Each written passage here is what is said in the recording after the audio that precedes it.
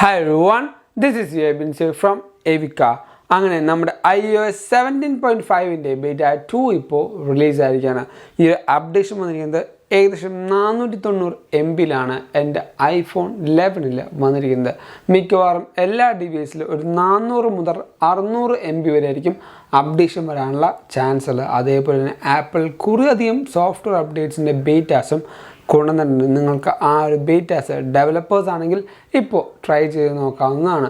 And നമ്മുടെ iOS 17.5 beta 2 വിശേഷങ്ങൾ പറയുന്നത് തൊട്ട് മുമ്പായിട്ട് ഞാൻ നിങ്ങളെല്ലാവരും നമ്മുടെ സ്വന്തം ആപ്പിൾ ടെലിഗ്രാം കമ്മ്യൂണിറ്റിയിലേക്ക് ഇൻവൈറ്റ് ചെയ്യുക. അവിടെ ജോയിൻ ചെയ്തെങ്കിൽ എന്തായാലും ജോയിൻ ചെയ്യുക. അതേപോലെ നമ്മുടെ ചാനൽ സബ്സ്ക്രൈബ് ചെയ്യുക. തുടക്കം തന്നെ നമ്മുടെ ഈ ഒരു അപ്ഡേഷൻ്റെ ബെൽ നമ്പറിൽ സ്റ്റാർട്ട് ചെയ്യാം. അതിന് നേരെ നമ്മുടെ സെറ്റിങ്സിലേക്ക് പോവാം. അവിടെ ജനറൽ എബൌട്ട് സെക്ഷനിൽ പോയി നമ്മുടെ സോഫ്റ്റ് വേർഷൻ ടാപ്പ് ചെയ്താൽ ഇപ്പോൾ നിങ്ങൾക്ക് കാണാൻ പറ്റും iOS 17.5 21F5058E എന്ന് ഈ ഒരു ആൽഫബറ്റ് എന്റെ അടുത്തേക്ക് എത്തുമ്പോഴാണ് നമ്മുടെ ഒഫീഷ്യൽ അപ്ഡേറ്റിൻ്റെ അടുത്തെത്തി എന്ന് നമുക്ക് പറയാൻ പറ്റുക. അതോടൊപ്പം തന്നെ ഈ ഒരു അപ്ഡേഷൻ നമുക്കൊരു പുതിയ മോഡേൺ ഫേംവെയറിൻ്റെ അപ്ഡേഷൻ വന്നിട്ടില്ല. അതുകൊണ്ട് തന്നെ ടെക്നിക്കലായ എന്തെങ്കിലും ഇഷ്യൂസ് ഉണ്ടെങ്കിൽ അത് ഈ ഒരു അപ്ഡേഷനിലും നിലനിൽക്കാനുള്ള ചാൻസ് ഉണ്ട്. iOS 17.5 ബീറ്റ 2 ആദ്യത്തെ മാറ്റം വന്നിരിക്കുന്നത് നമുക്ക് ഇനി മുതൽ EUവിൽ ആപ്പ് സ്റ്റോർ അല്ലാതെ ഈ പറഞ്ഞ വെബ് ബ്രൗസറിൽ കൂടെയും സൈഡ് ലോഡിങ് ചെയ്യാൻ പറ്റുന്നതാണ്. ഈ ഒരു അപ്ഡേഷൻ കറക്റ്റായിട്ട് ആപ്പിൾ അവിടെ ഡെവലപ്പേഴ്സ് ആപ്പിലും അതേപോലെ റിലീസ് നോട്ടിലും കൊടുത്തിട്ടുണ്ട്. ഈ പറഞ്ഞ കാര്യത്തിൽ നമുക്ക് ഈ ഒരു യൂറോപ്യൻ യൂണിയനിൽ മാത്രമാണ് ഇപ്പോൾ ഈ പറയുന്ന എല്ലാ സൈഡ് ലോഡിങ്ങും കാര്യങ്ങളും ചെയ്യാൻ പറ്റുക. അതോടൊപ്പം തന്നെ നമുക്ക് അപ്ഡേഷൻ ചെയ്യണമെങ്കിൽ അല്ലെങ്കിൽ ഈ പറയുന്ന സൈഡ് ലോഡിങ് ചെയ്യണമെങ്കിൽ ലൊക്കേഷൻ മാറ്റി യൂറോപ്യൻ യൂണിയൻ വെച്ചുകൊണ്ട് നമുക്ക് ചെയ്യാൻ പറ്റില്ല. നമ്മുടെ ഡിവൈസിൻ്റെ ആ ഒരു GPS ബാക്കി കാര്യങ്ങളും യൂസ് ചെയ്തുകൊണ്ട് നമ്മൾ യൂറോപ്യൻ യൂണിയൻ ആണെന്ന് ഫോൺ തന്നെ ഡിറ്റക്ട് ചെയ്താൽ മാത്രമാണ് ഈ പറയുന്ന എല്ലാ ഓപ്ഷൻസും സൈഡ് ലോഡിങ്ങും ബാക്കി കാര്യങ്ങളും ലഭിക്കുകയുള്ളൂ. നിങ്ങൾ യൂറോപ്യൻ യൂണിയനിൽ നിന്ന് പുറത്തേക്ക് ഇറങ്ങിയാൽ ഈ പറഞ്ഞ സൈഡ് ലോഡിങ്ങും ബാക്കി എല്ലാ കാര്യങ്ങളും അപ്പോൾ തന്നെ സ്റ്റോപ്പ് ആവുന്നതായിരിക്കും. അടുത്ത വന്നിരിക്കുന്ന മാറ്റം നമ്മുടെ iOS 17.5 ബീറ്റ 2 ഇനി മുതൽ നമ്മുടെ ഇമോജി സെക്ഷനിൽ ജെറുസലേം എന്ന് സെർച്ച് ചെയ്യുകയാണെങ്കിൽ നമുക്ക് ഒരു തരത്തിലുള്ള ഇമോജീസ് ഫ്ലാഗോ ബാക്കി ഒരു ഇമോജീസും വരില്ല. എനിക്ക് തോന്നുന്നു ജെറുസലേമും പാലസ്തീനുമായിട്ടുള്ള ആ ഒരു ഇഷ്യൂ കാരണം എന്തൊരു കാര്യം നടക്കുന്നതുകൊണ്ടാണ് ഈ പറയുന്ന ഇമോജീസ് ആപ്പിലെടുത്ത് മാറ്റിയിരിക്കുന്നത്. ഇനി iOS 17.5 ബീറ്റയിൽ വന്ന ബഗ് ഫിക്സസ് എന്തൊക്കെയാണെന്ന് വെച്ചാൽ നമ്മുടെ iOS 17 സപ്പോർട്ട് ചെയ്യുന്ന ഡിവൈസിൽ അതായത് 15 Pro ഓർ 15 സീരീസിൻ്റെ ലേറ്ററിൽ നമുക്ക് ബാറ്ററിയിൽ ഈ പറഞ്ഞ ലിമിറ്റ് സെറ്റ് ചെയ്യാൻ പറ്റുന്ന ഒരു ഓപ്ഷനായിരുന്നു. അതിൻ്റെ ടെക്സ്റ്റുകൾ ഭയങ്കരമായിട്ട് തെറ്റിയായിരുന്നു എന്ന് വെച്ചാൽ അത് ആപ്പിൾ ഈ ഒരു അപ്ഡേഷനിൽ റിസോൾവ് ചെയ്തിട്ടുണ്ട്. അതേപോലെ തന്നെ ഈ ഒരു അപ്ഡേഷനിലും ആപ്പിൾ തിരിച്ചു കൊണ്ടുവരാത്ത ഒരു ഓപ്ഷനാണ് നമ്മുടെ സ്റ്റോപ്പ് വാച്ചിൻ്റെ ഒരു ഡൈനാമിക് ഐലൻഡ് സപ്പോർട്ട് എന്ന് പറയുന്നത്. ഈ ഒരു സപ്പോർട്ടും ആപ്പിൾ ഈ ഒരു അപ്ഡേഷനിൽ കൊണ്ടുവന്നിട്ടില്ല. എൻ്റെ വിശ്വാസം അനുസരിച്ച് ഇനി iOS 17.5 ആ ഒരു ഓപ്ഷൻ കൊണ്ടുവരാനുള്ള ചാൻസ് ഇല്ല എന്നാണ് തോന്നുന്നത്. ചിലപ്പോൾ കൊണ്ടുവരാം, പക്ഷേ ഇനി iOS 18 ആപ്പിൾ മെയിൻ ഫോക്കസ് കൊടുക്കാൻ പോകുന്നത്. ഈ ഒരു അപ്ഡേറ്റിന് ശേഷം പെർഫോമൻസ് എങ്ങനെയാണെന്ന് വെച്ചാൽ സ്മൂത്തായിട്ട് തന്നെയാണ് എല്ലാ കാര്യങ്ങളും ഇപ്പോൾ റൺ ചെയ്യുന്നത്. ഗീക്ബെഞ്ച് സ്കോറിൻ്റെ റിസൾട്ട് നോക്കുകയാണെങ്കിൽ ഇപ്പോൾ നമുക്ക് ഈ ഒരു ഹിസ്റ്ററി നോക്കാം.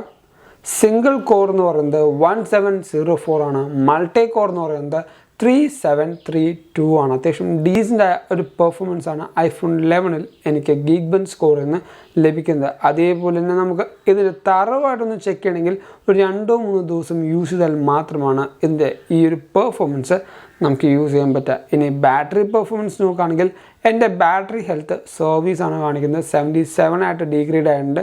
കാരണം അത്യാവശ്യം നല്ല രീതിക്ക് ഞാൻ ഗെയിം കളിക്കാറുണ്ട്. നിങ്ങൾക്ക് നോക്കുമ്പോൾ മനസ്സിലാവും കോൾ ഓഫ് ഡ്യൂട്ടി എന്ന് പറയുന്ന അത്യാവശ്യം നല്ല രീതിക്കുള്ള ഹാർഡ് കോർ ഗെയിമിംഗ് തന്നെയാണ് ഞാൻ ചെയ്യുന്നത്. അതുകൊണ്ട് തന്നെയാണ് എൻ്റെ ബാറ്ററി നന്നായിട്ട് ഡീഗ്രേഡ് ആവുന്നത്. നിങ്ങളും ഇതേപോലെ നന്നായിട്ട് ഗെയിം കളിക്കുന്ന ഒരു വ്യക്തിയാണെങ്കിൽ ഫോണിൻ്റെ ചാർജ് നന്നായിട്ട് കുറയും. അതേപോലെ നിങ്ങൾ ഡെയിലി യൂസും ചെയ്യുന്നുണ്ടെങ്കിൽ നമ്മുടെ ഫോണിൻ്റെ ബാറ്ററി ഹെൽത്തും നന്നായിട്ട് കുറയും. സോ ആ ഒരു കാര്യം നിങ്ങൾ പേടിക്കരുത്. കാരണം നമ്മുടെ യൂസേജ് അനുസരിച്ച് ഈ പറഞ്ഞ ബാറ്ററി കൺസപ്ഷനും നന്നായിട്ട് കൂടാനുള്ള ചാൻസ് ഉണ്ട്. ഇനി ഈ ഒരു അപ്ഡേഷനിൽ ആപ്പിൾ ഇപ്പോൾ കറക്റ്റായിട്ട് ഫോളോ ചെയ്യുന്ന ഒരു കാര്യമാണ് ഈ പറഞ്ഞ ഫീഡ്ബാക്ക് ആപ്പ് എന്ന് പറയുന്നത്.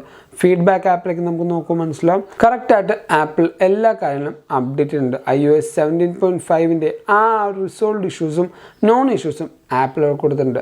ആക്സസിബിലിറ്റിയുടെ ആ ഒരു റിസോൾവ് ഇഷ്യൂവും അതേപോലെ കോർ മോഷൻ്റെ ന്യൂ ഫീച്ചേഴ്സും എല്ലാം ഇവിടെ കൊടുത്തിട്ടുണ്ട്.